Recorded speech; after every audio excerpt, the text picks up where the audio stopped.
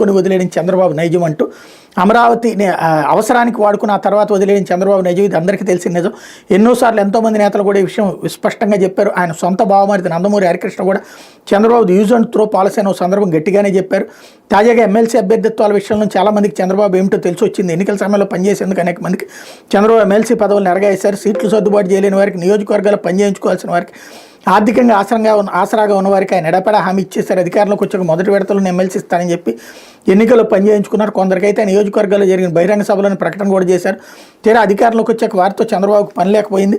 పదవులు ఎమ్మెల్సీల ఎంపికలో పక్కన పెట్టేశారు. మారిన మనిషిని అంటూ చంద్రబాబు చేసిన ప్రకటనతో ఖచ్చితంగా ఎమ్మెల్సీ వస్తుందని ఎదురు చూసిన నేతలంతా ఇప్పుడు హతాశలు అయ్యారు. చంద్రబాబు మాట ఇచ్చారంటే తప్పకుండా నెరవేర్చే అవకాశం ఉండదని తెలిసి వచ్చిందని వాపోతున్నారంటూ ఇట్లాగ దెబ్బతిన్నటువంటి వాళ్ళు పాతపట్నం మాజీ ఎమ్మెల్యే కలమల వెంకటరమణ, టీడీపీ జిల్లా పార్టీ అధ్యక్షుడు శ్రీకాకుళం జిల్లాలో చౌదరి బాబ్జీ దగ్గర నుంచి ఎవరెవరు ఏమింటుంది వీళ్ళు చాలా పెద్ద కసరత్తు చేసి తెలుగుదేశం వాళ్ళని రెచ్చగొట్టే ప్రయత్నం చేస్తున్నారు. కానీ వాళ్ళకి 5 ఏళ్ళు ఇంకా గవర్నమెంట్ ఇంకా 4 ఏళ్ళు ఉండగా ఎవరు వాళ్ళు ఏం రెచ్చిపోరు అన్నటువంటి విషయం వీళ్ళకి అర్థం కావట్లేదు. లేకపోతే మేడం